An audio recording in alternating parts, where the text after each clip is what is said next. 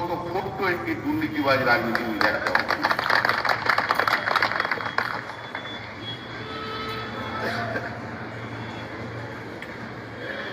তৃণমূলের টিকিটে রাজ্যসভায় গেল, ইডির ভয়ে রিজাইন করে চলে গেল, এখন বিজেপির পিছন পিছন পিছন পিছন পিছন পিছন ঘুরছে।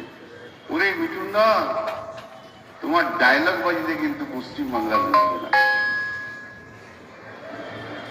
বাংলার কোন মানুষের সঙ্গে এতদিন ধরে বিজেপিতে রয়েছে? বাংলার কোন মানুষের সঙ্গে, কোন মাটিতে, কোন জায়গায় যে বাংলার মানুষের স্বার্থে তুমি লড়াই করেছো মিঠুন চক্রবর্তী?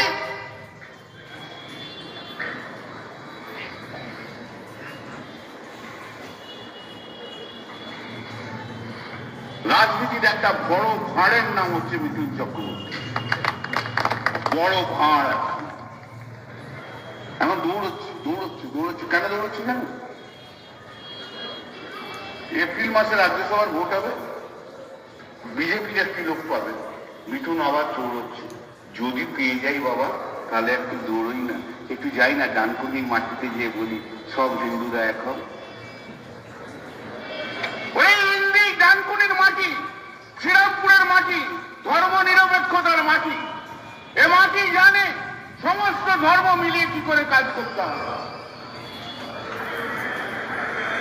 এই মাটিতেই আকবর আলী খান্ডেকার এমপি হয়। আপনারা দেখেছেন লোকজন, কেমন লোকজন দেখেছেন?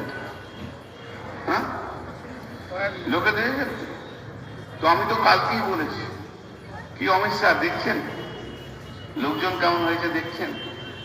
এটা শুধু সিনেমা হলে লোক ঢুকছে এখন, কার লোক? ট্রেলার এখনো দেখাইনি আমরা। আর ট্রেলার যখন দেখাবো না, তখন দেখবেন অমিত শাহ তাকে এবার চুল গজাতে আরম্ভ করেছে।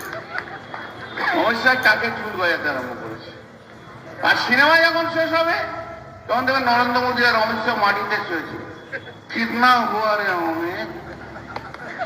বলো, अरे दादा अभी तो 29 भी नहीं हुआ, क्या होगा? कोई विरोधी दल का नहीं रहा।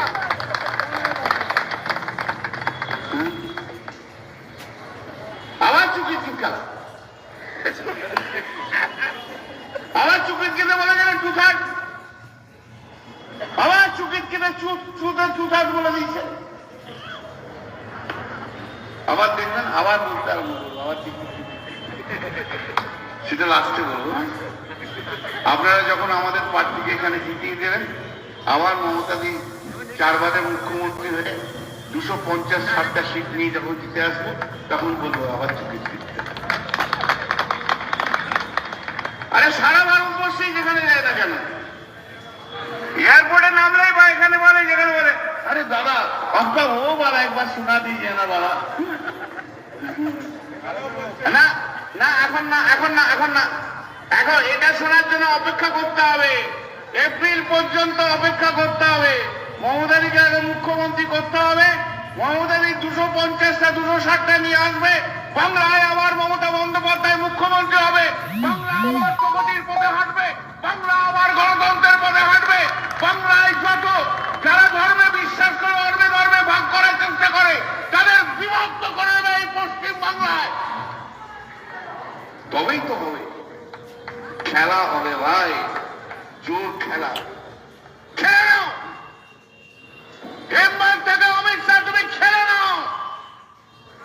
কত ইডি সিবিআই তুমি লাগাবে পশ্চিম বাংলাকে ভেনেজুয়েলা করতে? পশ্চিম বাংলার বাঙালি কখনো দেবে না।